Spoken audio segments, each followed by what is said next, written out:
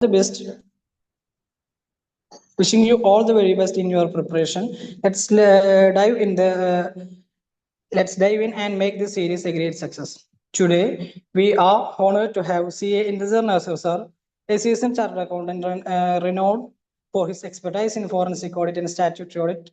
With prior experience at NAEY, he brings a wealth of practical knowledge to his role. Intezar is dedicated to imparting his valuable insights to the next generation of professionals in the field. We are really glad you have, sir. Today, we have a quick glance on important area of law. And now, without any further delay, I would like to invite CA Intezar sir to start the session. It's all over to you, sir. Thank you. Okay. Thanks for the introduction, man. അപ്പം സെഷനിലേക്ക് നേരെ വരാം. So ഇന്നത്തെ സെഷനിൽ നമ്മൾ plan ചെയ്തിരിക്കുന്നത് നിങ്ങൾ poster കണ്ടാണ്. ഗ്യാൻ്റെ തേർഡ് സീരീസ് ആണ്. ആൻഡ് ഇന്നത്തെ സെഷനിൽ instead of taking up particular subject or area എടുത്തിരിക്കുന്ന ഒരു സ്ട്രാറ്റജി എന്ന് പറഞ്ഞു കഴിഞ്ഞാൽ ഇത് ലാസ്റ്റ് അറ്റംപ്റ്റിൽ നമ്മൾ ചെയ്തിട്ട് പിന്നെ സക്സസ്ഫുൾ ആയ ഒരു മെത്തേഡാണ്. അത് എന്താന്ന് വെച്ച് കഴിഞ്ഞാൽ നമ്മൾ ഈ ഒരു അറ്റംപ്റ്റിലേക്ക് ഏറ്റവും ഇമ്പോർട്ടൻ്റ് ആയിട്ടുള്ള 7 ക്വസ്റ്റ്യൻസ്, അത് ഡിസ്ക്രിപ്റ്റീവ് ക്വസ്റ്റ്യനും ഇൻക്ലൂഡ് ചെയ്തിട്ടുണ്ട്, പിന്നെ MCQ ക്വസ്റ്റ്യൻസും ഇൻക്ലൂഡ് ചെയ്തിട്ടുണ്ട്. ആൻഡ് അതിൽ തന്നെ ഏറ്റവും റീസെൻ്റ് ആയ ജനുവരി 2025 പിന്നെ RTP ക്വസ്റ്റ്യനും ഇൻക്ലൂഡ് ചെയ്തിട്ടുണ്ട്. അപ്പാർട്ട് ഫ്രം ദാറ്റ് തൊട്ട് മുന്നേ ഉള്ള എക്സാമിന് ചോദിച്ച പ്രീവിയസ് ക്വസ്റ്റ്യനും ഇൻക്ലൂഡ് ചെയ്തിട്ടുണ്ട്. സോ ഈ ഏറ്റവും ലേറ്റസ്റ്റ് ആയിട്ട് ഇൻസ്റ്റിറ്റ്യൂട്ടിൻ്റെ സൈഡിൽ നിന്ന് വന്നിരിക്കുന്ന RTP വരെ കവർ ചെയ്തുകൊണ്ടുള്ള ഒരു ക്വസ്റ്റ്യൻ ആൻസർ സെഷനാണ് നമ്മളിപ്പോൾ ഡീൽ ചെയ്യുന്നത്. എനിവേ ഈ ഒരു സെഷനിൽ എല്ലാ ഏരിയാസും എന്തായാലും കവർ ചെയ്യാൻ പറ്റത്തില്ല. ബട്ട് സ്റ്റിൽ ഈ ഒരു സെഷൻ കൊണ്ട് ഉള്ള മറ്റൊരു ഉദ്ദേശം എന്ന് പറയുന്നത്, ഇപ്പോൾ ആദ്യമായിട്ട് ജനുവരിയിൽ അറ്റംപ്റ്റ് ചെയ്യുന്ന കുട്ടികളുണ്ടാവും, അവരെ ടാർഗറ്റ് ചെയ്തിട്ടുണ്ട്. അതുപോലെ തന്നെ ഒരു അറ്റംപ്റ്റ് കൊടുത്തതിന് ശേഷം രണ്ടാമതായി ഇരിക്കുന്ന കുട്ടികളുണ്ടാവും. അപ്പോൾ നിങ്ങൾക്ക് ലോയിൽ ഒരു റിവിഷൻ, അതുപോലെ തന്നെ ഈ ഒരു ക്വസ്റ്റ്യൻസ് ചെയ്യുന്ന സമയത്ത് എത്രത്തോളം നിങ്ങൾക്ക് ആ ക്വസ്റ്റ്യനുമായി കണക്ട് ചെയ്യാൻ പറ്റുന്നുണ്ട് എന്ന് നിങ്ങൾ നോക്കുക. അപ്പോൾ അതുവഴി നിങ്ങൾക്ക് ഈ ഒരു ക്വസ്റ്റ്യൻ ചെയ്യുന്നതിലേക്ക് ഒരു കോൺഫിഡൻസ് കിട്ടലാണ് ഈ ഒരു സെഷൻ കൊണ്ട് നമ്മൾ ഉദ്ദേശിക്കുന്നത്. And hopefully by the end of session you will be in a position little more confident. Okay. And also എങ്ങനെയാണ് നിങ്ങൾ കറക്റ്റ് ആൻസർ ചെയ്യുമ്പോൾ ശ്രദ്ധിക്കേണ്ട കാര്യങ്ങൾ എന്നുള്ളതും ഇതിൽ ഉൾപ്പെടുത്തിയിട്ടുണ്ട്. പിന്നെ ഈ ഒരു PDF നിങ്ങൾക്ക് ഷെയർ ചെയ്യാൻ വേണ്ടി പറഞ്ഞിട്ടുണ്ട്. മേ ബി നിങ്ങളുള്ള ഒരു വാട്സപ്പ് ഗ്രൂപ്പിലേക്ക് ഇത് ഷെയർ ചെയ്യുന്നതായിരിക്കും. ഞാൻ ഷെയർ ചെയ്ത ഗ്രൂപ്പുകളിലേക്ക് ഞാൻ തന്നെ ഷെയർ ചെയ്യുന്നതായിരിക്കും. അല്ലാത്ത പക്ഷം സിക്കാസാൻ്റെ ഇനീഷ്യേറ്റീവ് എടുത്തിട്ട് അവർ ഈ ഒരു PDF നിങ്ങൾക്ക് എത്തിച്ചേരുന്നതായിരിക്കും. മേ ബി ഓൾറെഡി നിങ്ങൾക്ക് ഷെയർ ചെയ്തിട്ടുണ്ടാകാം. ഫൈൻ. സോ ടൈം വേസ്റ്റ് ചെയ്യുന്നില്ല, നമുക്ക് നേരെ സെഷനിലേക്ക് വരികയാണ്. അപ്പാർട്ട് ഫ്രം ദാറ്റ് നിങ്ങൾക്ക് വേറെ എന്തെങ്കിലും കോമൺ ക്വസ്റ്റ്യൻസോ ഡൗട്ട്സോ ക്വറീസോ ഉണ്ടെങ്കിൽ ചാറ്റ് ബോക്സ് ഉപയോഗിച്ചിട്ട് നിങ്ങൾക്ക് ചോദിക്കാവുന്നതാണ്. Okay. I hope everyone is in track. ഇനി ട്രാക്കാത്തവർ ഇനിയും ഉണ്ടെങ്കിൽ കുഴപ്പമില്ല, സ്റ്റിൽ നമുക്ക് സമയമുണ്ട് മീൻസ് കുറേ സമയമുണ്ടെന്നല്ല, സ്റ്റിൽ ഇപ്പോഴും നിങ്ങൾക്ക് ട്രാക്കാവാത്ത എന്തെങ്കിലും ഇഷ്യൂസ് ഉണ്ടെങ്കിൽ ഇപ്പോഴും തിരിച്ചു വരാൻ സമയമൊക്കെ ഉണ്ട്. എനിക്കറിയാം നിങ്ങളിപ്പോൾ ക്ലാസ്സൊക്കെ കഴിഞ്ഞിരിക്കുന്നവരാണെങ്കിൽ ഒരു ദിവസം വളരെ പ്രൊഡക്റ്റീവായിട്ട് പോകുന്നുണ്ടാവും, ചില ദിവസം തീരെ പ്രൊഡക്റ്റീവ് അല്ലാത്ത പോലെ പോകുന്നുണ്ടാവാം. അവിടെ നിങ്ങൾ ഇൻ കേസ് ഇങ്ങനെ പ്രൊഡക്ടിവിറ്റി ഒരു കുറയുന്ന പോലെയൊക്കെ ഫീൽ ചെയ്യുന്നുണ്ടെങ്കിൽ ഏറ്റവും നല്ല മെത്തേഡ് എന്ന് പറയുന്നത് ക്വസ്റ്റ്യൻ പ്രാക്ടീസ് ചെയ്യലാണ്. നമ്മളെ ക്വസ്റ്റ്യൻ ആൻസർ ബുക്കും മറ്റു കാര്യങ്ങളൊക്കെ എടുത്തുകൊണ്ട് അതിലെ ക്വസ്റ്റ്യൻസും അതിലെ ആൻസേഴ്സും ചെയ്യുന്നത് വളരെ ഹെൽപ്ഫുൾ ആയിരിക്കും. അതുപോലെ തന്നെ ടെക്സ്റ്റ് ബുക്കിൻ്റെ ബാക്കിലുള്ള ക്വസ്റ്റ്യൻസ് എടുത്തിട്ട് ചെയ്യുന്നത് ഹെൽപ്ഫുൾ ആയിരിക്കും. RTP എടുത്തിട്ട് ചെയ്യുന്നത് ഹെൽപ്ഫുൾ ആയിരിക്കും. പക്ഷേ അതേസമയം അൺസയൻറ്റിഫിക് ആയിട്ടുള്ള ചില സോഴ്സുകൾ ഉണ്ടാവും, ലൈക്ക് ലാസ്റ്റ് 15 ഇയേഴ്സ് ക്വസ്റ്റ്യൻസ് അല്ലെങ്കിൽ ലാസ്റ്റ് 11 ഇയേഴ്സ് ക്വസ്റ്റ്യൻ. അത്രയൊന്നും നിങ്ങൾ ഒരിക്കലും പോകേണ്ട ആവശ്യമില്ല. Maximum to maximum 3 to 5 years, 3 to 4 years ആണ് പറയുന്നത്. 3 ഇയേഴ്സ് തന്നെ കൂടുതലാണെന്നാണ് എൻ്റെ അഭിപ്രായം. I'm telling with respect to subject like law. അവിടെ നിങ്ങൾ ഒരു 3 ഇയേഴ്സിൻ്റെ ഉള്ളിൽ തന്നെയുള്ള പേപ്പർ പാറ്റേണും റീസെൻ്റ് ആയിട്ടുള്ള RTPസും MTPയും തന്നെ മതി. അതന്നെ അത്യാവശ്യം കവർ ചെയ്യാനുണ്ടാവും. സോ അത് കവർ ചെയ്യുക, ആൻസർ റൈറ്റിംഗ് പ്രാക്ടീസ് ചെയ്യുക. ബാക്കി കാര്യങ്ങൾ ഞാൻ എൻഡ് ഓഫ് സെഷനിലൂടെ പറയാം. So directly I M hitting on the first question. ഈ ക്വസ്റ്റ്യൻ ജനറൽ ക്ലോസ് എന്ന് പറയുന്ന ചാപ്റ്റർ എന്നുള്ള ക്വസ്റ്റ്യൻ ആണ്. ഈ RTP Jan 25 RTPയിൽ ചോദിച്ച ക്വസ്റ്റ്യൻ ആണ്. നമുക്ക് നോക്കാം. The Parliament recently passed the Environment Protection Amendment Act 2024 to strengthen regulations on industrial waste disposal. The act specified commencement date as 1st September 2024. അപ്പോൾ ആക്ടിൽ തന്നെ അവർ പറഞ്ഞിട്ടുണ്ട് ഈ ആക്ട് സ്റ്റാർട്ട് ചെയ്യാൻ അവർ ഉദ്ദേശിക്കുന്ന സമയം എന്ന് പറയുന്നത്, അല്ലെങ്കിൽ ഡേറ്റ് എന്ന് പറയുന്നത് 1st September 2024 ആണ്. The president gave assent to the act on 15th July 2024. എന്നാൽ പ്രസിഡന്റ് ഇതിനൊരു ആക്സെന്റ് അല്ലെങ്കിൽ സൈനിങ് കൊടുത്തിരിക്കുന്നത് ജൂലൈ 15 ആണ് കാണുന്നത്. So Green Earth Limited, an industrial company, is uncertain about when provisions of the Environment Protection Amendment Act 2024 will start to apply. Company's legal team has raised a question on whether they need to immediately comply with the new regulations or if they have a grace period until commencement date. Give your answer in relevance to provisions of the General Clause Act 1897. The General Clause Act എന്നാണ് വന്നെന്നുള്ളതിന് അവരെ കൃത്യമായി പറഞ്ഞിരിക്കുന്നുണ്ട്.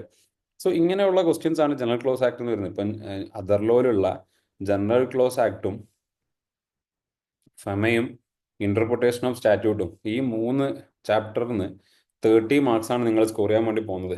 ഒരിക്കലും ആ ഒരു segment നിങ്ങൾ skip ചെയ്യരുത്. പല കുട്ടികളും ചെയ്യുന്ന ഒരു മിസ്റ്റേക്ക് ആയിട്ട് ഞാൻ കാണാറ്, ഈ 3 ചാപ്റ്റേഴ്സിന് അങ്ങ് സ്കിപ്പ് ചെയ്യും. ഒരിക്കലും സ്കിപ്പ് ചെയ്യരുത്. ഇതുപോലുള്ള ക്വസ്റ്റ്യൻസ് ആണ് വരിക, നിങ്ങൾക്ക് ചെയ്യാൻ വേണ്ടി പറ്റും. ജസ്റ്റ് ഒന്ന് ഈ ഒരു ക്വസ്റ്റ്യൻ വായിച്ചതിന് ശേഷം ഒന്ന് കമന്റ് ചെയ്യാവോ, ഏത് ഡേ ആണ് റിലവന്റ് എന്നുള്ളത്? ഒന്ന് ആൻസർ നിങ്ങൾക്ക് ഈ ഒരു ക്വസ്റ്റ്യൻ വായിച്ചതിന് ശേഷം ഒന്ന് കമന്റ് തരാൻ പറ്റുമോ? Can you please comment here? I'm waiting for your comments. Okay, Sahil has given correct answer. Anyone else want to comment? Yeah, Jasir. All good. Correct answer തന്നെയാണ് 1 സെപ്റ്റംബർ. കാരണം സാധാരണഗതിയിൽ ഇങ്ങനെ ഒരു സിറ്റുവേഷൻ ഉണ്ടെങ്കിൽ ഇത് സെക്ഷൻ 5 ആണ് ഡീൽ ചെയ്യുന്നത്. Section 5 പറയുന്നത് എപ്പോഴാണോ ഗവർണർ, ഇപ്പോൾ സ്റ്റേറ്റ് ലോസ് ആണെങ്കിൽ ഗവർണർ അല്ലെങ്കിൽ സെൻട്രൽ ലോസ് ആണെങ്കിൽ പ്രസിഡന്റ് ആക്സെന്റ് കൊടുത്തിരിക്കുന്നത് അന്നാണ് ഇത് അപ്ലിക്കബിൾ ആവുക. പക്ഷെ ഇത് ഇവിടെ നമ്മൾ കൃത്യമായിട്ട് ലോന്റെ അകത്ത് അവർ മെൻഷൻ ചെയ്തിട്ടുണ്ട് എപ്പോഴാണ് ഇത് സ്റ്റാർട്ട് ചെയ്യുന്നതെന്ന് അവർ കൃത്യമായി മെൻഷൻ ചെയ്തിട്ടുണ്ടെങ്കിൽ പിന്നെ നമ്മൾ എന്ത് ചെയ്യേണ്ട ആവശ്യമില്ല, സൈൻ ചെയ്ത ദിവസം എന്നുള്ളതും എടുക്കേണ്ട ആവശ്യമില്ല. എപ്പോഴാണോ സ്റ്റാർട്ട് ചെയ്യാൻ വേണ്ടിയിരിക്കുന്നത് ആ ദിവസം തന്നെ എടുക്കുക എന്നുള്ളതാണ്. So directly moving on to the answer according to section 5. അപ്പോൾ ഇവിടെ നിങ്ങൾ പ്രത്യേകം ശ്രദ്ധിക്കേണ്ടത്, പല കുട്ടികളും ആൻസർ എഴുതുമ്പോൾ ഈ സെക്ഷൻ 5 എന്നുള്ളത് ഏതാ മാർക്കും at least as per relevant provisions of general ക്ലോസിനെ എഴുതുക. ഈ ഒരു ക്വസ്റ്റ്യൻ ഒക്കെ നിങ്ങൾ സെക്ഷൻ 5 കോട്ട് ചെയ്യാൻ വേണ്ടി നോക്കുക. That carries marks. Okay. Where any central act has not specifically mentioned a particular day to come into force, it shall be implemented on the day on which it receives assent of Governor General in case of central acts and made before commencement of Indian Constitution of President in case of the Act of Parliament. ഇപ്പോൾ governor general എന്നുള്ള point നിങ്ങൾ എഴുതിയാലും കുഴപ്പമില്ല, ഞാൻ അങ്ങനെ തന്നെ act ഒന്ന് copy paste ചെയ്തതാണ്. 1897 വന്ന നിയമമായതുകൊണ്ട് തന്നെ ബ്രിട്ടീഷേഴ്സ് ഇവിടെ ഇൻഡിപെൻഡൻസ് വിടുന്നതിന്റെ മുന്നേ ഇവർ ഗവർണർ ജനറലിന്റെ സൈൻ എടുത്തിരിക്കുന്നത്. ഇന്നത്തെ കേസ് അത് റിലവൻസ് പ്രസിഡന്റ് എന്നുള്ളതാണ്. ഇത് മാത്രം എഴുതിയാലും ഓക്കെ ആണ്, ബട്ട് സ്റ്റിൽ ആക്ടിൽ ഇപ്പോൾ അതുണ്ട് ഇൻ ദ ഗിവൺ ക്വസ്റ്റ്യൻ. അപ്പോൾ ഇത് ആദ്യം നിങ്ങൾ നോക്കുക. ആദ്യം അവർ പ്രൊവിഷൻ ആണ് ഇൻട്രൊഡ്യൂസ് ചെയ്തിരിക്കുന്നത്, അല്ലെങ്കിൽ ലോ ആണ് ഇൻട്രൊഡ്യൂസ് ചെയ്തിരിക്കുന്നത്. പിന്നെ ഇവർ നോക്കുകയാണെങ്കിൽ ഇവിടെ ഇവർ ഗിവൺ എന്ന് പറയുന്ന ഒരു സിറ്റുവേഷൻ ആണ്. In the given situation environment protection അമെൻമെന്റ് act 2024 received accent of president on 15th July. The commencement date കൃത്യമായി പ്രിസ്ക്രൈബ് ചെയ്തിരിക്കുന്നുണ്ട് ഫസ്റ്റ്. അതുകൊണ്ട് തന്നെ you can write the conclusion എന്ന് പറഞ്ഞിട്ട് accordingly environment protection amendment act 2024 shall come into force on 1st September 2024. ഈ രീതിയിൽ നിങ്ങൾ എഴുതി കഴിഞ്ഞാൽ you can score 3 or 4 marks, whatever may be the marks they have allocated, you can score the full marks. ഇവിടെ നിങ്ങൾ provision എന്ന് പറഞ്ഞിട്ട് side heading ആയിട്ട് എഴുതി പിന്നെ ഗിവൺ എന്ന് പറഞ്ഞിട്ട് എഴുതിയിട്ട് കൺക്ലൂഷൻ എന്ന് പറഞ്ഞിട്ട് എഴുതിയാലും കുഴപ്പമില്ല, അങ്ങനെയും പ്രസന്റ് ചെയ്യുന്ന രീതിയുണ്ട്. ഇനി അതല്ല, അത് എഴുതാതെ ഇങ്ങനെ തന്നെ 2-3 പാരഗ്രാഫ് ആക്കി എഴുതിയാലും നിങ്ങൾക്ക് ഫുൾ മാർക്സ് ലഭിക്കുന്നതായിരിക്കും. ഈ ആൻസർ നോക്കിയതിനു ശേഷം നിങ്ങൾ ഓക്കെ ആണോ, എന്തെങ്കിലും ബുദ്ധിമുട്ടുണ്ടോ ഒന്ന് കമന്റ് ചെയ്യാവോ? കമന്റ് ചെയ്തോളൂ. ഓക്കെ അല്ലേ? ബുദ്ധിമുട്ടൊന്നും ഇല്ലല്ലോ? Yeah, very good. Okay, I'm getting answers also. Fine, very good. So I hope the first question was okay for you. So that's it for the first question. Moving on to the second question. Second question ഞാൻ എടുത്തിരിക്കുന്നത് prospectus എന്ന് പറയുന്ന ഒരു chapter എന്നാണ്. അപ്പൊ നേരെ ഞാൻ company ലോയിലേക്ക് പോവാണ്. പ്രോസ്പെക്ടസ് എന്ന് പറയുന്ന ചാപ്റ്റർ എസ്പെഷ്യലി ഈ ജനുവരി അറ്റംപ്റ്റ് ചെയ്യുന്ന കുട്ടികൾ ജനുവരി അറ്റംപ്റ്റിന്റെ ബുക്ക് തന്നെ PDF നോക്കിയിട്ട് ഡൗൺലോഡ് ചെയ്തിട്ട് വായിക്കണം. മെയ് അറ്റംപ്റ്റ് ചെയ്യുന്ന കുട്ടികൾ ക്ലാസ്സിലുണ്ടെങ്കിൽ അവരുടെ മെയ് അറ്റംപ്റ്റിൽ നിന്ന് പറഞ്ഞിട്ട് തന്നെ ഇൻസ്റ്റിറ്റ്യൂട്ടിന്റെ സ്റ്റഡി മെറ്റീരിയൽ ഡൗൺലോഡ് ചെയ്യണം. കാരണം ജനുവരി അറ്റംപ്റ്റിനുള്ളതും മെയ് അറ്റംപ്റ്റിനുള്ളതിലും വ്യത്യാസങ്ങളുണ്ട്. മെയ് അറ്റംപ്റ്റിൽ കുറച്ച് കൂടുതൽ കൊടുത്തിട്ടുണ്ട്. ജനുവരി അറ്റംപ്റ്റ് ചെയ്യുന്ന കുട്ടികൾ ജനുവരി അറ്റംപ്റ്റിലെ മാത്രം നോക്കി വെച്ചാൽ മതി. ഇനി അഗെയിൻ അതിൽ ഈ പണിഷ്മെന്റിന്റെ ഏരിയാസ്, അതുപോലെ തന്നെ ക്ലാസ് ആക്ഷൻ എന്നെല്ലാം പറയുന്ന ഏരിയാസിൽ കോൺട്രാക്ട് ആക്ടിന്റെ കുറച്ച് കാര്യങ്ങൾ കുറച്ച് കൂടുതലായിട്ട് എഴുതി കൊടുത്തിട്ടുണ്ട്. സോ ആ ഏരിയാസ് ഒക്കെ നല്ല രീതിയിൽ ഒന്ന് വായിച്ച് നോക്കണം. പ്രോസ്പെക്ടസിനെ ഒരു ടഫ് ചാപ്റ്റർ ആയിട്ടേ കാണരുത്. ഡിഫറെന്റ് ടൈപ്സ് ഓഫ് പ്രോസ്പെക്ടസ് തുടങ്ങി പ്രൈവറ്റ് പ്ലേസ്മെന്റും GDR വരെയുള്ള ഏരിയാസിലേക്ക് 23 മുതൽ 42 വരെ വരുന്ന സെക്ഷൻസ് ആണ് ഇതിൽ കവർ ചെയ്യുന്നത്. എല്ലാ സെക്ഷൻസിനെ പറ്റിയും നിങ്ങൾക്ക് നല്ല ധാരണ ഉണ്ടാവണം. അഗെയിൻ ഒരു ക്വിക്ലി പറയുകയാണെങ്കിൽ വേരിയേഷൻ ഇൻ ടേംസ് എന്ന് പറയുന്ന ഒരു ഏരിയ ഉണ്ട്. അതായത് നമ്മൾ പ്രോസ്പെക്ടസ് ഇഷ്യൂ ചെയ്ത് പണമൊക്കെ സ്വീകരിച്ചു, പക്ഷേ നിങ്ങൾ എന്തിനു വേണ്ടിയാണോ പണം സ്വീകരിച്ചത് അതിനല്ലാതെ വേറെ ഏതെങ്കിലും പർപ്പസിന് വേണ്ടി നിങ്ങൾ യൂസ് ചെയ്യുന്നുണ്ടെങ്കിൽ നിങ്ങൾ അതിൻ്റെ പെർമിഷനും കാര്യങ്ങളൊക്കെ മേടിക്കണം. അതുപോലെ തന്നെ അതിന് സമ്മതിക്കാത്ത ആരെങ്കിലും അതിലുണ്ടെങ്കിൽ അവർക്ക് നമ്മൾ പണം തിരിച്ചു കൊടുക്കണം എന്നെല്ലാം പറയുന്ന പോയിന്റ് ഉണ്ട്. അതുപോലെ അണ്ടർ റൈറ്റിംഗ് കമ്മീഷൻ വരുന്നൊരു പോയിന്റ് ഉണ്ട്. അതുപോലെ തന്നെ പ്രൈവറ്റ് പ്ലേസ്മെന്റ് എന്ന് പറയുന്ന ഒരു ഏരിയ ഉണ്ട്. പിന്നെ red earring prospectus, abridge prospectus എന്ന് പറഞ്ഞിട്ട് ഡിഫറെന്റ് ടൈപ്സ് ഓഫ് പ്രോസ്പെക്ടസും വരുന്നുണ്ട്. ഇങ്ങനെ ആ ഒരു സെഗ്മെന്റിനെ നിങ്ങൾ കൃത്യമായിട്ട് മനസ്സിലാക്കിയിട്ട് ഡീറ്റെയിൽ ആയിട്ട് പഠിച്ച് നോട്ട് ചെയ്ത് പോകാൻ വേണ്ടി ഞാൻ പറയും.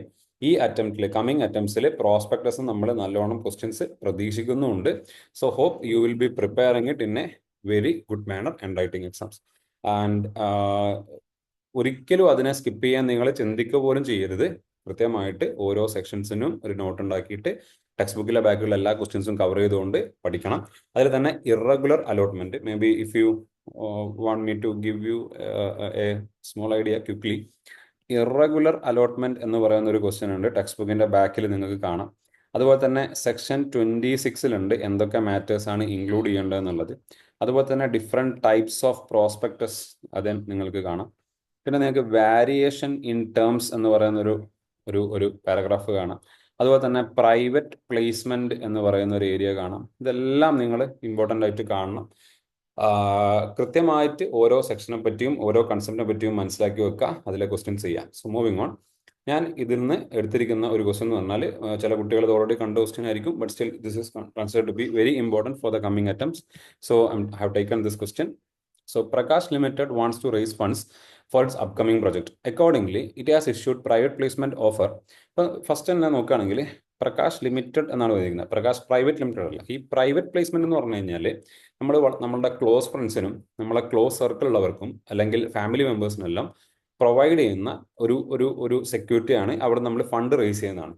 അപ്പോൾ ഇവിടെ പ്രകാശ് ലിമിറ്റഡ് എന്ന് പറയുന്ന സമയത്ത് ഇതൊരു പബ്ലിക് കമ്പനിയാണ്, ലിമിറ്റഡ് ആണ്. അപ്പോൾ പ്രൈവറ്റ് കമ്പനി അല്ലാത്തൊരു കമ്പനിക്ക് പ്രൈവറ്റ് പ്ലേസ്മെന്റ് എടുക്കാൻ വേണ്ടി പറ്റുമോ എന്നുള്ളൊരു ക്വസ്റ്റ്യൻ തുടക്കത്തിൽ തന്നെ നിങ്ങൾക്ക് വരികയാണെങ്കിൽ അവർക്ക് എടുക്കാൻ പറ്റും.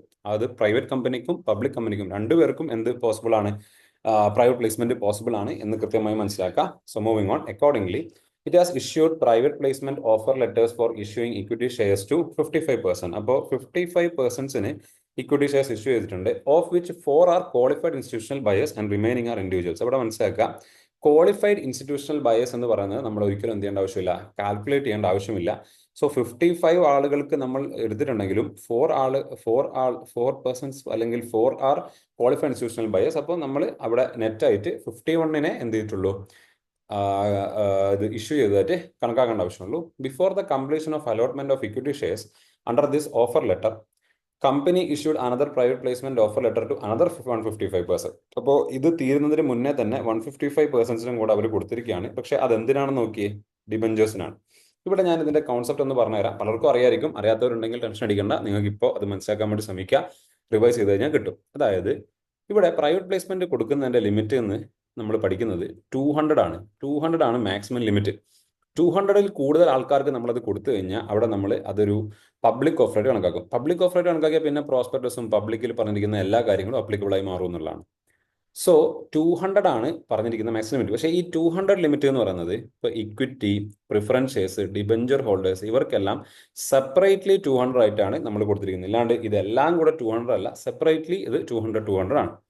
മറ്റൊരു കാര്യം, നിങ്ങളൊരു ഇക്വിറ്റി ഷെയർ ഹോൾഡേഴ്സിന് ഷെയർസ് ഇഷ്യൂ ചെയ്തു, അല്ലെങ്കിൽ പ്രൈവറ്റ് പ്ലേസ്മെന്റ് ഇഷ്യൂ ചെയ്തു കഴിഞ്ഞാൽ അവർക്ക് 200 ഫുൾ ഇഷ്യൂ ചെയ്യുന്നതിന്റെ മുന്നേ, മേ ബി അവർക്കൊരു 100 ഇഷ്യൂ ചെയ്ത് അവരുടെ 200 ഫുള്ളായിട്ട് കൊടുക്കുന്നതിന് മുന്നേ നിങ്ങൾ പ്രിഫറൻസ് ഷെയർ ഹോൾഡേഴ്സിനോ ഡിബഞ്ചർ ഹോൾഡേഴ്സിനോ കൊടുത്തു കഴിഞ്ഞാൽ അത് പിന്നെ പ്രൈവറ്റ് പബ്ലിക് ആയിട്ട് എന്താക്കും, കണക്കാക്കപ്പെടും. അപ്പൊ ഇവിടെ ആ ഒരു ഇഷ്യൂ ആണ് അവർ ഫേസ് ചെയ്യാൻ പോകുന്നത്. അതായത് 55% അവർ കൊടുത്തുള്ളൂ, അതിൽ 4 കുറഞ്ഞു. 4 കുറഞ്ഞു കഴിഞ്ഞാൽ 4 കുറയാൻ കാരണം എന്താ, ക്വാളിഫൈഡ് ഇൻസ്റ്റിറ്റ്യൂഷണൽ ബയേഴ്സ് ആയതുകൊണ്ട് തന്നെ ആ 4 കുറഞ്ഞിട്ടുള്ള ബാക്കി 51%ന് ശേഷം അവർ ചെയ്തിരിക്കുന്നത് അത് കംപ്ലീറ്റ് ആക്കുന്നതിന് മുന്നേ എന്ത് ചെയ്തു, ഡിബഞ്ചർ ഹോൾഡേഴ്സിന് കൊടുത്തു. അപ്പൊ അതും എന്തായി കണക്കാക്കും, പബ്ലിക് ഓഫറായിട്ട് കണക്കാക്കും. ആ രണ്ടാമത് കൊടുത്തതാണ് പബ്ലിക് ഓഫറായിട്ട് കണക്കാക്കുന്നത്, മനസ്സിലാക്കുക. ഞാൻ ഈ പറഞ്ഞ കോൺസെപ്റ്റ് കൃത്യമായി മനസ്സിലായിട്ടുണ്ടോ, അല്ലെങ്കിൽ ഞാൻ റിപ്പീറ്റ് ചെയ്ത് തരണോ? ഇപ്പം ഞാൻ പറഞ്ഞ കോൺസെപ്റ്റ് ക്ലിയർ ആണോ? ഒന്ന് message അയച്ചേ.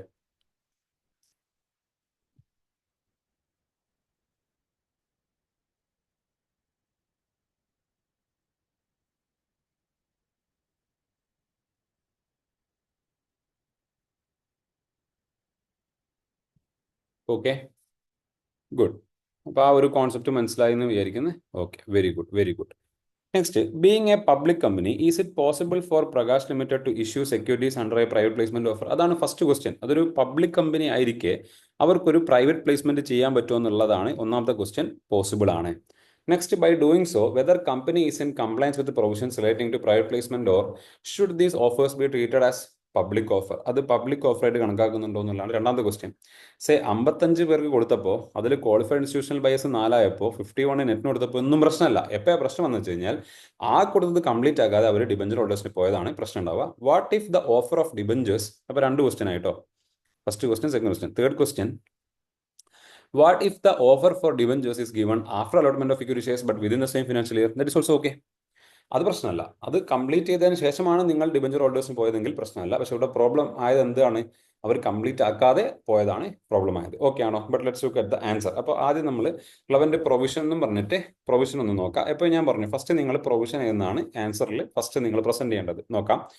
According to section 42, any private company or public company, കണ്ടോ, any private company or public company may make private placement through issue of private placement offer. So ഒരു പ്രൈവറ്റ് കമ്പനിക്കോ പബ്ലിക് കമ്പനിക്കോ ആർക്ക് വേണമെങ്കിലും എന്ത് ചെയ്യാം? ഒരു പ്രൈവറ്റ് പ്ലേസ്മെന്റ് ഓഫർ കൊടുക്കാം. Secondly, however offer shall be made to person not exceeding 200, maximum 200 ആണ് in financial year, for counting number of person, qualified institutional buyers and employees of the company being offered securities under employee stock option will not be considered. So qualified institutional buyers-ഉം അതുപോലെ തന്നെ എംപ്ലോയീസിനെയും ESOP പ്രകാരം വരുന്ന എംപ്ലോയീസിനെയും നമ്മൾ എന്ത് ചെയ്യുന്നില്ല?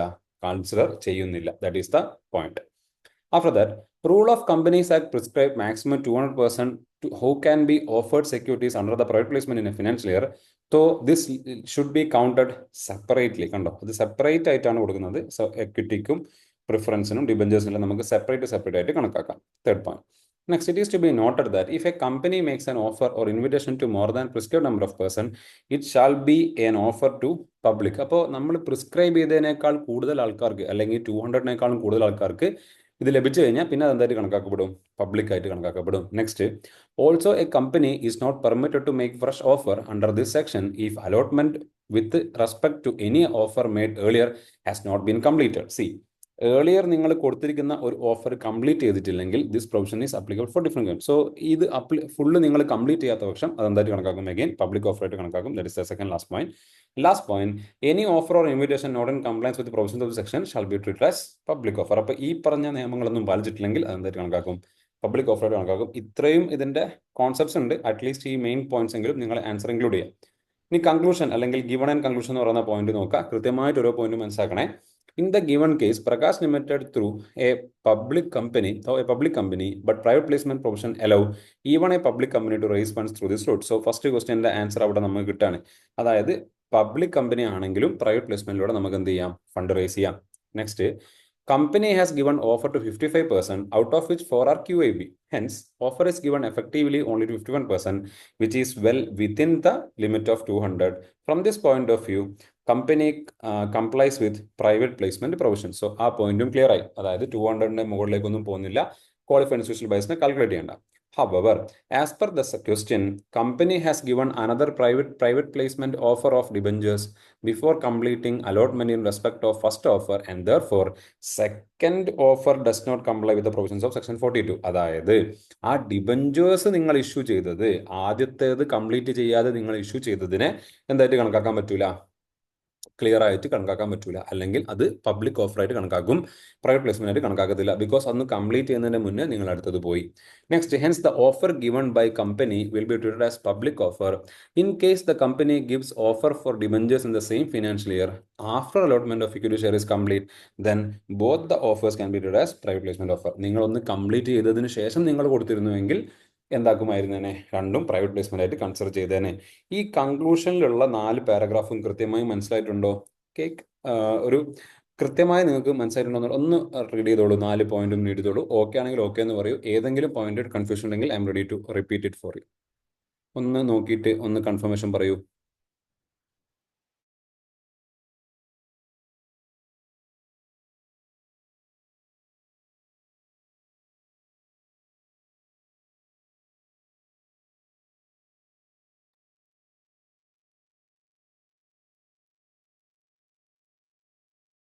Okay, very good. So രണ്ട് ക്വസ്റ്റ്യനും okay അല്ലേ? സോ രണ്ട് ക്വസ്റ്റ്യനും ചെയ്യുമ്പോൾ ഒരു ഓർമ്മ കിട്ടുന്നുണ്ടോ? സോ അപ്പം നിങ്ങളൊരു കോൺഫിഡൻസ് ഇൻക്രീസ് ആവുന്നില്ലേ?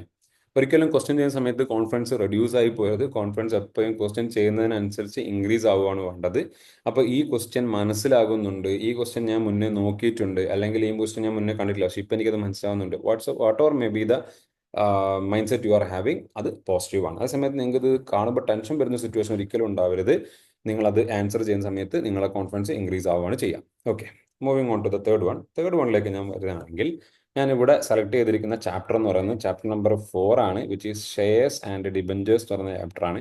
ഈ ഒരു ചാപ്റ്റർ എഗെയിൻ കുറച്ച് വലിയ ചാപ്റ്റർ ആയിട്ട് കുട്ടികൾ കാണുന്നതാണ്. ഈ ചാപ്റ്ററിനെ പക്ഷെങ്കിൽ ഡിവൈഡ് ചെയ്യുക, അതിൽ ബൈബാക്ക്, ബോണസ്, ഡിഫറൻഷ്യൽ റൈറ്റ്സ്, അതുപോലെ തന്നെ ഷെയർ സർട്ടിഫിക്കറ്റ് തുടങ്ങിയ ഡിഫറെൻറ്റ് സെക്ഷൻസ് ഉണ്ട്. ഡിഫറെൻറ്റ് സെക്ഷൻ ആയിട്ട് പഠിക്കുക. അതിൽ എംപ്ലോയി സ്റ്റോക്ക് ഓപ്ഷന്, സെക്യൂരിറ്റി, ഇങ്ങനെയുള്ള ഏരിയാസ് ഒക്കെ ഉണ്ട്. അതിന് ഡിഫറെൻറ്റ് ഏരിയാസ്, ഇൻക്ലൂഡിങ് ഡിബഞ്ചേഴ്സിനെ ഡിഫറെൻറ്റ് ഏരിയാസ് ആയിട്ട് നിങ്ങൾ അതിനെ കണക്കാക്കണം. സോ അങ്ങനെയാണ് അതിന് നിങ്ങൾക്ക് എപ്പോഴും ഒരു മനസ്സിലാക്കാൻ വേണ്ടി പറ്റുക. ഇല്ലാതെ ഒരിക്കലും ആ ഒരു ചാപ്റ്ററിനെ കംപ്ലീറ്റ് ആയിട്ട് അതൊരു വലിയ ചാപ്റ്റർ ആണല്ലോ എന്ന് പറഞ്ഞ് ഒരിക്കലും എടുക്കരുത്. ഡിവൈഡ് ചെയ്യുക, ഡിഫറെൻറ്റ് കൺസെപ്റ്റ്സ് ആയിട്ട് ഡിവൈഡ് ചെയ്യുക, ഓരോ കൺസെപ്റ്റും പഠിക്കുക. U will be confident. Again അതിൽ ഡിബഞ്ചർ ട്രസ്റ്റ് എന്നെല്ലാം പറയുന്ന ഒരു ഏരിയ ഉണ്ട്. അതിന് ഡിസ്ക്വാളിഫിക്കേഷൻ ഒക്കെ വരുന്ന ഒരു കോൺസെപ്റ്റ് ഉണ്ട്. അതൊക്കെയാണ് ചോദിക്കുന്ന ഏരിയാസ്. പിന്നെ വല്ലാതെ കുറേ ക്വസ്റ്റ്യൻസ് വരുന്ന ഒരു ഏരിയയില്ല, പ്രഡിക്റ്റബിൾ അല്ല. അതായത് ചില അറ്റംപ്റ്റിൽ തീരെ ക്വസ്റ്റ്യൻ വരാത്ത, ചില അറ്റംപ്റ്റിൽ ക്വസ്റ്റ്യൻ വരുന്ന ഒരു കൺസിസ്റ്റന്റ് ആയിട്ട് ക്വസ്റ്റ്യൻ വരുന്ന ഒരു ഏരിയ അല്ല.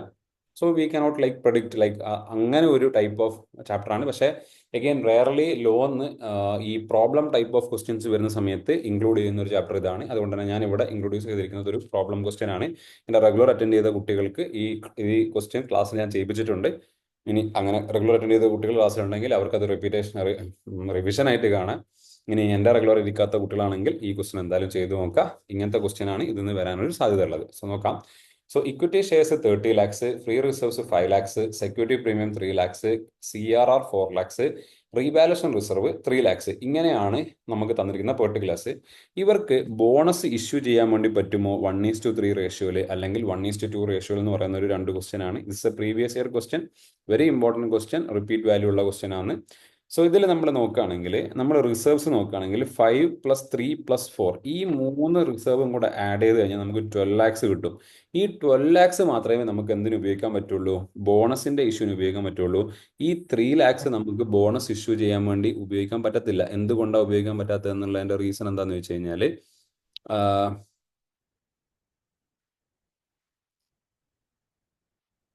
ഓക്കെ, എന്തുകൊണ്ടാണ് നമുക്കത് ഉപയോഗിക്കാൻ പറ്റാത്തതെന്ന് വെച്ച് കഴിഞ്ഞാൽ, നമ്മൾ റീവാലുവേഷൻ റിസർവ്സ് പോലെയുള്ള എമൗണ്ട്സ് നമുക്ക് എന്ത് ചെയ്യാൻ പാടില്ല, ബോണസ് ഇഷ്യൂ ചെയ്യാൻ വേണ്ടി ഉപയോഗിക്കാൻ പാടില്ല. കാരണം അത് ശരിക്കും റിയലൈസ് ആകുമോ ഇല്ലയോ എന്ന് നമുക്ക് അറിയത്തില്ല. അതാണ് അതിൻ്റെ റീസൺ. സോ നിങ്ങളൊരു ലാൻഡ് പർച്ചേസ് ചെയ്തു. സപ്പോസ് നിങ്ങളൊരു 50 lakhs ലാൻഡ് പർച്ചേസ് ചെയ്ത് ആ ലാൻഡിൻ്റെ വാല്യൂ 75 lakhs ആയിട്ട് ഇൻക്രീസ് ചെയ്തു. അന്നേരം നിങ്ങൾ റീവാല്യൂ ചെയ്യും. പക്ഷേ നിങ്ങളത് സെല് ചെയ്യുന്ന സമയത്ത് മേ ബി 70 lakhs 65 lakhs മാത്രമേ കിട്ടിയിട്ടുള്ളൂ എങ്കിൽ ആ റീവാലുവേഷൻ റിസർവിലേക്ക് നിങ്ങൾ കൊണ്ടുവന്ന ഫുൾ എമൗണ്ട് ലഭിക്കാത്ത പക്ഷം നമുക്ക് എന്ത് ചെയ്യാൻ പറ്റില്ല, യൂട്ടിലൈസ് ചെയ്യാൻ വേണ്ടി പറ്റത്തില്ല. അതാണ് അതിൻ്റെ ലോജിക്ക്. അത് തുറന്നു പോകേണ്ട. നിങ്ങൾ അറ്റ്ലീസ്റ്റ് ഫ്രീ റിസർവ്സും സെക്യൂരിറ്റി പ്രീമിയം CRR മാത്രമേ ബോണസ് ഇഷ്യൂ ചെയ്യാൻ വേണ്ടി യൂസ് ചെയ്യാൻ വേണ്ടി പറ്റത്തുള്ളൂ. റീവാലുവേഷൻ റിസർവ് യൂസ് ചെയ്യാൻ പറ്റത്തില്ല എന്ന് തന്നെ മനസ്സിലാക്കി വെക്കുകയാണെങ്കിൽ ആ 12 lakhs ആണ് നമുക്ക് ഇഷ്യൂ ചെയ്യാൻ വേണ്ടി പറ്റുന്നത്. അപ്പം ജസ്റ്റ് ഇവിടെ തന്നെ കോൺസെപ്റ്റ് പറയുകയാണെങ്കിൽ 1:3 എന്ന് പറഞ്ഞു കഴിഞ്ഞാൽ 10 lakhs ആണല്ലോ വരിക. അതായത് 30 lakhsന്റെ 1/3, 30 lakhsന്റെ 1/3 എന്ന് പറയുന്ന സമയത്ത് 30 lakhs by 3 which is equal to 10 lakhs. 10 lakhs possible ആണോ? പോസിബിൾ ആണ്. കാരണം എന്താ? 1:3 എന്ന് പറയുന്നത് പോസിബിൾ ആണ്. സമയത്ത് 1:2 എന്ന് പറയുമ്പോൾ 30 lakhs into 1/2 which is equal to 15 lakhs ആണ്. 15 lakhs പോസിബിൾ അല്ല. കാരണം എന്തുകൊണ്ടാണ്? നമ്മളെ കയ്യിൽ ഫ്രീ റിസർവ്സ് എത്രയേ ഉള്ളൂ? 12 lakhs ഉള്ളൂ. ഇവിടെ അത് ട്രിക്കി ആക്കിയെന്ന് വെച്ച് കഴിഞ്ഞാൽ ഈ 3 lakhs കൂടെ ആഡ് ചെയ്ത് കഴിഞ്ഞാൽ 15 lakhs വരും. അപ്പോൾ കുട്ടികൾ തെറ്റിപ്പോകാനുള്ള സാധ്യതയുണ്ട്. സോ ഇവിടെ ജസ്റ്റ് ഞാൻ ഇങ്ങനെ മാത്രം പറഞ്ഞതാണ്. 1:3 എടുക്കുകയാണെങ്കിൽ 10 lakhs which is within the limit of 12 lakhs. കാരണം നമുക്ക് ബോണസ് ഇഷ്യൂ ചെയ്യാൻ പറ്റുന്നത് ഈ മൂന്ന് ഐറ്റംസ് ഉപയോഗിച്ചുകൊണ്ടാണ് നമുക്ക് ബോണസ് ഇഷ്യൂ ചെയ്യാൻ വേണ്ടി പറ്റുക. അത് അലൗഡ് ആണ്. അതേ സമയത്ത് റീവാലുവേഷൻ റിസർവ് എന്തല്ല, അലൗഡ് അല്ല എന്നുള്ളതാണ്.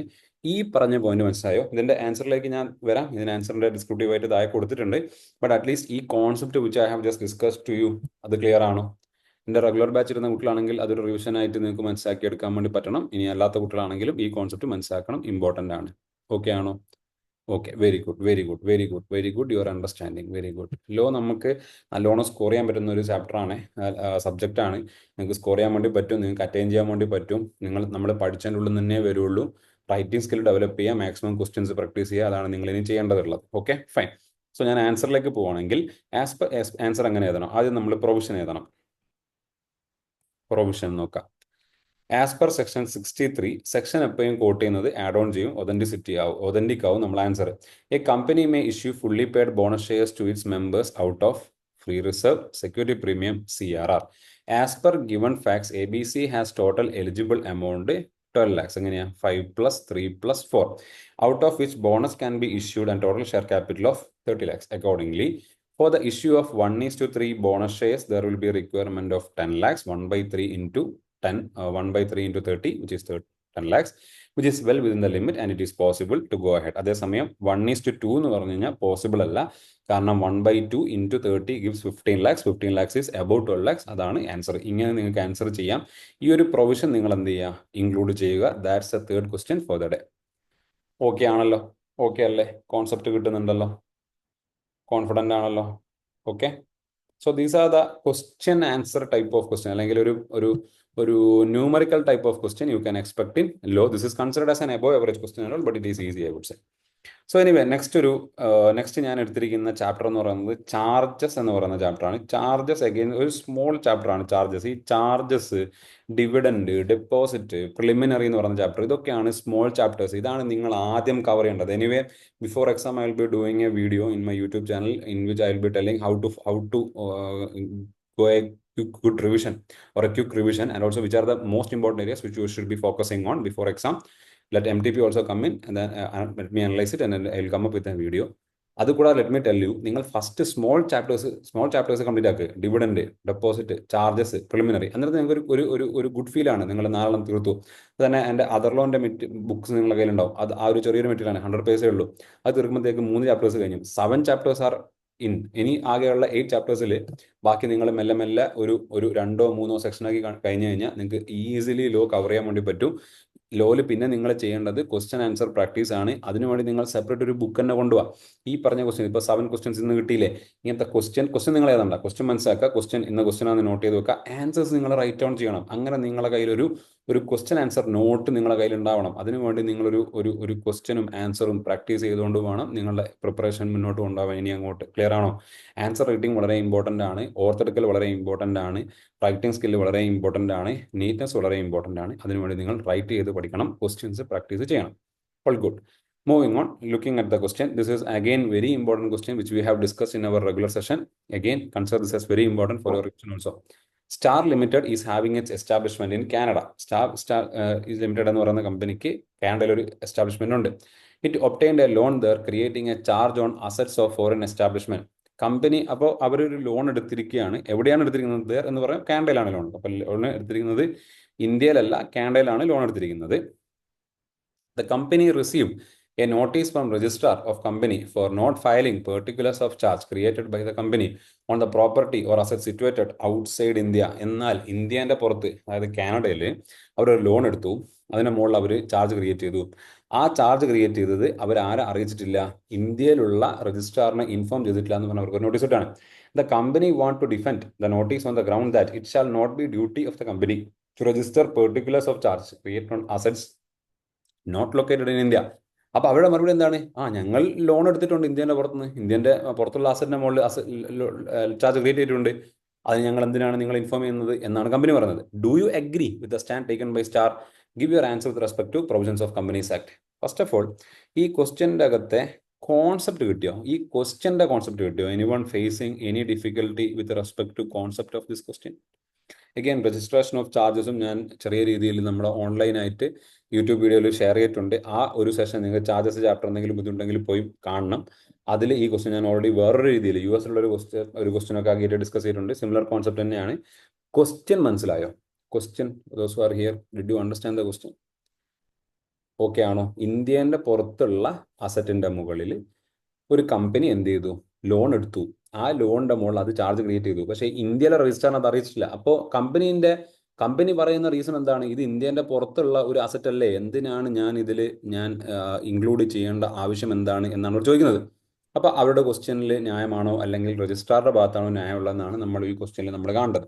അപ്പോൾ again, before reading the answer, let me give you the concept. അതായത് ഇന്ത്യേൻ്റെ പുറത്തുള്ള അസറ്റ് ആണെങ്കിലും നമ്മൾ ഇന്ത്യേൻ്റെ പുറത്തുള്ള അസറ്റ് ആയിക്കോട്ടെ, ഇന്ത്യേൻ്റെ അകത്തുള്ള അസറ്റ് ആയിക്കോട്ടെ, ടാഞ്ചിബിൾ അസറ്റ് ആയിക്കോട്ടെ, ഇൻടാഞ്ചിബിൾ അസറ്റ് ആയിക്കോട്ടെ, മൂവബിൾ ആയിക്കോട്ടെ, ഇമ്മൂവബിൾ ആയിക്കോട്ടെ, രജിസ്ട്രാറിന് വിവരം അറിയിക്കണം. എന്തുകൊണ്ട് വിവരം അറിയിക്കണം? കാരണം ഇന്ന് അയാൾ കാനഡയിൽ നിന്ന് ഒരു ലോൺ എടുത്തു, അതിന് ഓക്കെ, അതിൻ്റെ മുകളിൽ ചാർജ് ക്രിയേറ്റ് ചെയ്തു, അത് അവിടെ അറിയിച്ചു, ഓക്കെ. നാളെ ഇന്ത്യയിൽ വന്നിട്ട് ഇന്ത്യയിൽ നിന്നൊരു ലോൺ എടുക്കുന്ന സമയത്ത് ഇതേ അസറ്റ് നിങ്ങൾ ചാർജ് ആയിട്ട് വെച്ച് കഴിഞ്ഞാൽ എങ്ങനെയാണ് രജിസ്ട്രാറിന് മനസ്സിലാക്കാൻ വേണ്ടി പറ്റുക ഇതിൻ്റെ മുകളിൽ ഓൾറെഡി ചാർജ് ക്രിയേറ്റ് ആണോ അല്ലയോ എന്ന്? അതുകൊണ്ട് നിങ്ങൾ എന്തു ചെയ്യണം? ചാർജ് ക്രിയേറ്റ് ചെയ്തത് ഇന്ത്യൻ്റെ പുറത്തുള്ള അസറ്റിൻ്റെ മുകളിലാണെങ്കിലും ആ കമ്പനി രജിസ്ട്രാറിന് വിവരം അറിയിക്കണം. മനസ്സിലായോ? അതാണ് അതിൻ്റെ ലോജിക്ക് എന്ന് പറയുന്നത്. ലോജിക്ക് കിട്ടിയ ഇന്ത്യേൻ്റെ പുറത്തുള്ള അസറ്റിൻ്റെ മുകളിൽ നിങ്ങൾ ഇപ്പോൾ ലോൺ എടുത്തത് ഇന്ത്യേൻ്റെ പുറത്താണ്, ഓക്കെ, കുഴപ്പമില്ല. നാളെ നിങ്ങൾ ഇതേ അസറ്റ് വെച്ചുകൊണ്ട് ഇന്ത്യയിൽ ഒരു ലോൺ എടുത്തു കഴിഞ്ഞാൽ നമ്മളെ രജിസ്ട്രാറിന് അറിയാൻ വേണ്ടി പറ്റുമോ? അവിടെയാണ് എന്ത് പറയുന്നത്, നിങ്ങൾ എന്ത് ചെയ്യണം? ഈ ഒരു ചാർജ് ക്രിയേറ്റ് ചെയ്തത് കാര്യങ്ങൾ ആരെ ഇൻഫോം ചെയ്യണമെന്ന് പറയുന്നത്? രജിസ്ട്രാറിന് ഇൻഫോം ചെയ്യണമെന്ന് പറയുന്നത്. കോൺസെപ്റ്റ് കിട്ടിയോ? പ്ലീസ് ടെൽ മീ, കോൺസെപ്റ്റ് കിട്ടുന്നുണ്ടോ? All good? Concept is very important students. Conceptual part is very important. Let us look at the answer now. Let us look at the answer now. According to section 77 of the Companies Act 13, it shall be the duty of the company creating charge within India, outside India, on its properties or assets or undertaking, whether tangible or otherwise situated in or outside India, to register particulars of charge. അപ്പോൾ particulars of charge register ചെയ്യുക എന്ന് പറയുന്നത് കമ്പനിയെ സംബന്ധിച്ചോളം നിർബന്ധമാണ്. Thus, charge may be created within India, outside India. Also, subject matter of charge, that is property or any company undertaking, may be situated within India or outside India. They are making clear that ഇന്ത്യൻ്റെ പുറത്താണെങ്കിലും ഇന്ത്യൻ്റെ അകത്താണെങ്കിലും നിങ്ങൾ create ചെയ്തിരിക്കണം. In the given question, company has obtained a loan by creating a charge on the assets of foreign establishment. As per the above provision, it is the duty of the company creating a charge within or outside India on its property or assets or any undertakings, whether tangible or otherwise, whether situated in or outside India, to register particulars of charge. Hence, stand taken by Star is not to register particulars of charge created on assets located outside India is not correct. And even though that logic is not discussed in the answer, this is the logic. Okay, any doubt? Any doubt? All good? So just go through. I'll give you 1 or 2 minutes just to read this answer quickly. I have shared with the PDF. Still, I'm telling you, just read this and feel comfortable.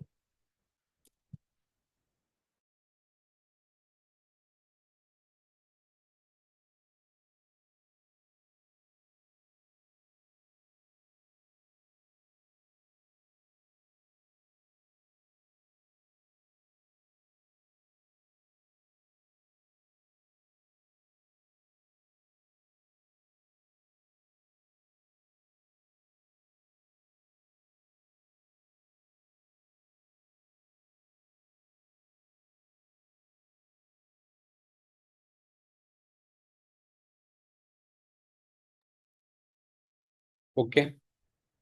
Okay, so that was the fourth question. Let's move on to the fifth one. Again, very important type of question which you need to focus. And chapter is management and administration. This chapter again deals with section 82 to 122. കുറേ sections ഉള്ള chapter ആണ്, but still I M telling you, you should never think of skipping this chapter. Very important chapter. Make sure you are doing each and every question in the back side of the text book. Each and every question. And this is a type of question where you can score so much. 8 marks no keri choicholi ivaru. Now, ipatha situation le 7 marks okke choikka. So this is a type of question in which like proxy, quorum, all those steps are included, representative, etc. So let's do the questions directly. KMN Limited scheduled its AGM on 11th March 2018 at 11 AM. Company has 900 members. Company ke 900 members ഉണ്ട്. Following persons were present. See, ഇവിടെയാണ് നമ്മൾ up to 1000 to 5000, above 5000 എത്ര ആണ് quorum എന്നുള്ള ഒരു concept അറിയേണ്ടത്. 900 ആണെങ്കിൽ എത്രയായിരിക്കും കോറം വരിക? എനിവൺ ടൈപ്പ് 900 വരെ എന്ന് പറഞ്ഞാൽ ടിൽ 1000, അങ്ങനെയാണെങ്കിൽ എത്രയായിരിക്കും കോറം വരിക? Very good, very good. 5 ആയിരിക്കും വരിക. Very good, very good. അത് അറിയുന്നതിൻ്റെ ഇമ്പോർട്ടൻസ് മനസ്സിലായ? ഇവരോട് പറഞ്ഞിട്ടില്ല, ഇവർ പ്രത്യേകം പറഞ്ഞിട്ടുണ്ടെങ്കിൽ ആർട്ടിക്കിൾസ് ഇത്രയെന്ന് പറഞ്ഞിട്ടുണ്ടെങ്കിൽ അത് വരാം, പക്ഷേ അങ്ങനെ പറയാത്ത പക്ഷം ഇത് അറിഞ്ഞിരിക്കണം. സോ 5 ആണ് നമ്മൾക്ക് റിക്വയർമെന്റ് ഓഫ് കോറം, അല്ലെങ്കിൽ കോറത്തിന്റെ റിക്വയർമെന്റ് വരുന്നത് 5 മെമ്പേഴ്സ് ആണ്.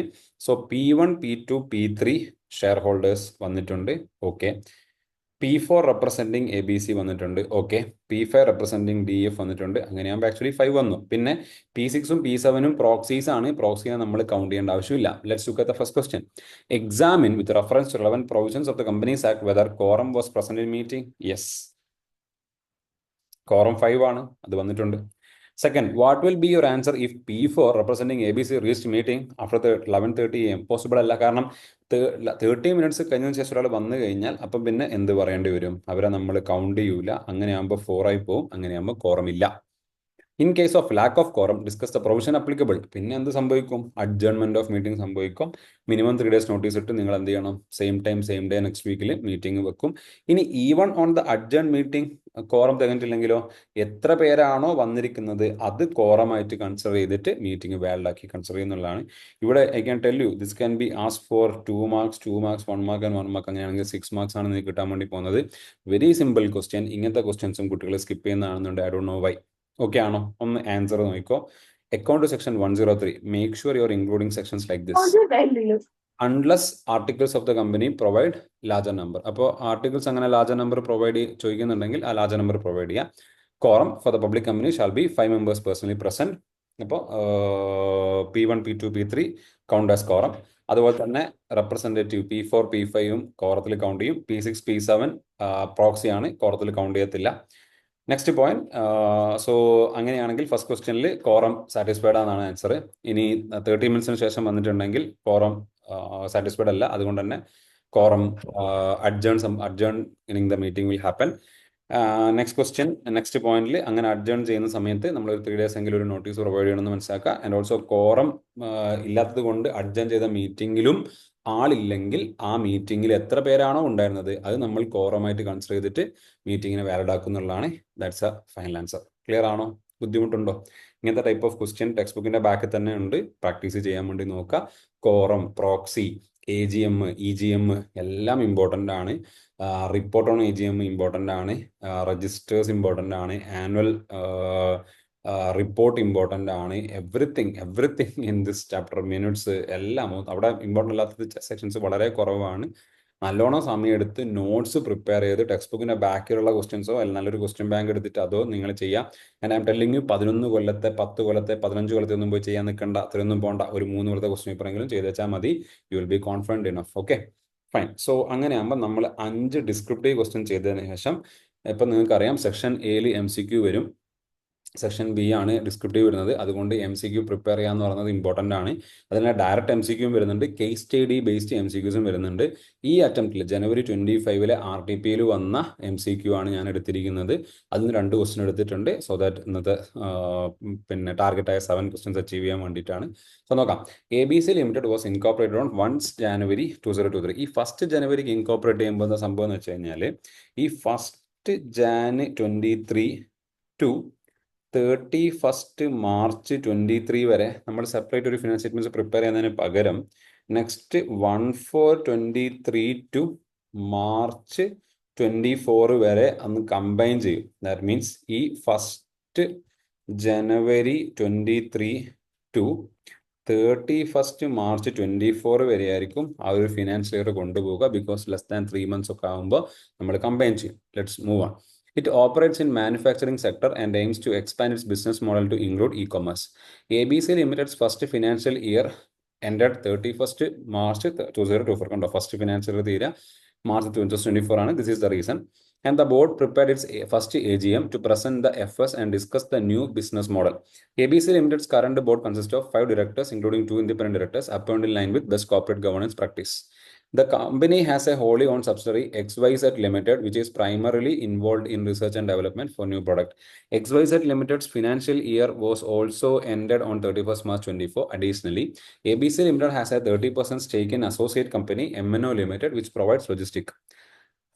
Board is assessing if it is required to prepare CFS to combine finances of ABC. ഇതൊക്കെ additional details ആണ്. Now see, AGM agenda includes approval of financial statement for financial year 23-24, discussion of special resolution to adopt new e-commerce, approval of consolidated finance statements, and appointment of directors. Again, these are the agenda for the meeting.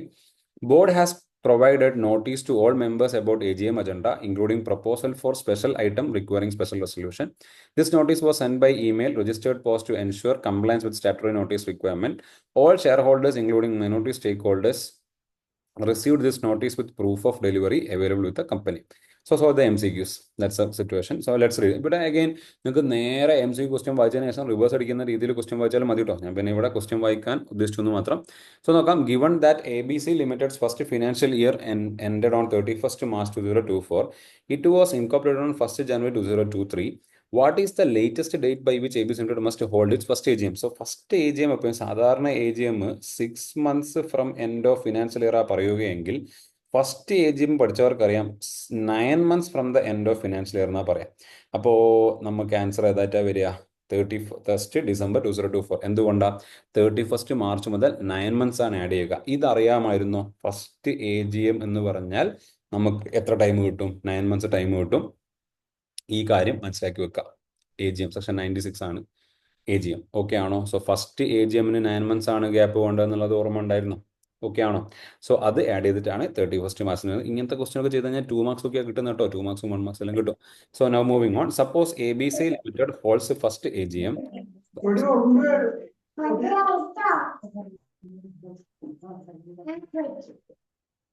Okay, so suppose ABC Limited holds its first AGM on 15th December 2024. Suppose 31st January December വരെ നമുക്ക് സമയം ഉണ്ടെങ്കിലും അവർ നടത്തിയത് 15th December ആണ്, which is again possible, which is within 9 months. അങ്ങനെയാണെങ്കിൽ next AGM നടത്താനുള്ള time period എത്രയാണ്? Next AGM എന്ന് പറയുമ്പോൾ പിന്നെ നമുക്ക് 6 months from end of financial year നോക്കുകയാണെങ്കിൽ what is the answer? 30 September. അത് മാത്രമല്ല, രണ്ട് AGMകൾ തമ്മിലുള്ള ഗ്യാപ്പ് 15 monthsൽ കൂടാൻ പാടില്ല എന്നും പറയുന്നുണ്ട്. പക്ഷേ 15 months ഇവിടെ കാൽക്കുലേറ്റ് ചെയ്യേണ്ട ആവശ്യമില്ല, കാരണം അത് പിന്നെ നേരെ മാർച്ചൊക്കെ എത്തിപ്പോകും. പക്ഷേ നമുക്ക് 6 monthsന്റെ ഉള്ളിൽ രണ്ട് കണ്ടീഷനും സാറ്റിസ്ഫൈ ഉള്ളത് കൊണ്ട് രണ്ട് കണ്ടീഷനും സാറ്റിസ്ഫൈ ചെയ്യുന്ന രീതിയിൽ എന്താണ് ആൻസർ വരിക? 30 September 2025 ആണ് ആൻസർ വരിക. Hope you got this. Any doubt? First AGMന്റെ കേസിൽ ദർ ഈസ് ലൈക്ക് രണ്ട് AGMന്റെ ഗ്യാപ്പ് 15 months കൂടാൻ പാടില്ല എന്ന് പറയുന്നുണ്ട്. പക്ഷേ ഇവിടെ അത് റിലവൻ്റ് അല്ല. കാരണം എന്തുകൊണ്ടാണ്? 6 months from the end of financial year തന്നെ നമുക്ക് പാലിക്കേണ്ടതുണ്ട്. അത് രണ്ട് കണ്ടീഷനും സാറ്റിസ്ഫൈ ആണ്. ഏതെങ്കിലും ഓർ കണ്ടീഷൻ അല്ല, രണ്ട് കണ്ടീഷനുമാണ്. ഇപ്പോൾ 15 monthsന്റെ ഗ്യാപ്പ് വരാനും പാടില്ല. ഫിനാൻഷ്യൽ ഇയർ തീർന്നിട്ട് 6 monthsന്റെ ഉള്ളിൽ ആവണം. അപ്പോൾ ആൻസർ വരിക 30 September ആണ്. ഇതുപോലെയുള്ള കേസ് സ്റ്റഡി ബേസ്ഡ് ക്വസ്റ്റ്യൻസും നമുക്ക് എന്ത് ചെയ്യാൻ പറ്റും? പ്രതീക്ഷിക്കാൻ വേണ്ടി പറ്റും. ഓക്കെ ആണോ? So that's it from my side for today. So we have done 7 questions. Hope that was useful for you. Okay ആണോ? സോ നല്ല രീതിയിൽ റിവിഷൻ ചെയ്യണം എക്സാമിന്. സോ ഞാൻ സാധാരണ പറയുന്ന കാര്യമാണ്, നല്ല രീതിയിൽ റീഡ് ചെയ്യണം ഫസ്റ്റ് ഓഫ് ഓൾ. രണ്ടാമതായിട്ട് നിങ്ങൾ പഠിച്ച കാര്യങ്ങൾ റിവൈസ് ചെയ്യാൻ വേണ്ടി ശ്രമിക്കണം. മൂന്നാമതായിട്ട് നിങ്ങൾ പഠിച്ച കാര്യങ്ങളെ റീകളക്ട് ചെയ്യാൻ വേണ്ടി ശ്രമിക്കണം. നാലാമതായിട്ട് നിങ്ങൾ റൈറ്റ് ചെയ്ത് പഠിക്കണം. ഈ 4 കാര്യങ്ങളും ഇൻക്ലൂഡ് ചെയ്താലാണ്, പ്ലസ് നിങ്ങളൊരു മോക്ക് ടെസ്റ്റും കൂടെ എഴുതണം ബിഫോർ എക്സാം. ഈ 4 കാര്യങ്ങളും ഇതിൻ്റെ കൂടെ മോക്ക് ടെസ്റ്റും ചെയ്ത് കഴിഞ്ഞാൽ ലോയിൽ എക്സംഷൻ അടിക്കുക എന്നുള്ളത് പ്രശ്നമുള്ള കാര്യമേ അല്ല. And 3 years previous year question, 3 years എന്ന് പറയുമ്പോൾ ഒരു 4 attempt ആയാലും കുഴപ്പമില്ല. 2 അറ്റംപ്റ്റുകളിലുള്ള RTPയും MTPയും ഇത് കവറും കൂടെ ചെയ്യാൻ പറ്റിയ യു വിൽ ബി മാസ്റ്റേഴ്സ്. ഇതേ ആകെ വേണ്ടതുള്ളൂ. This is what required in your law preparation. Any more updates from my side, I will be updating to you. So that's it from my side. All the best. Okay. Okay, thanks.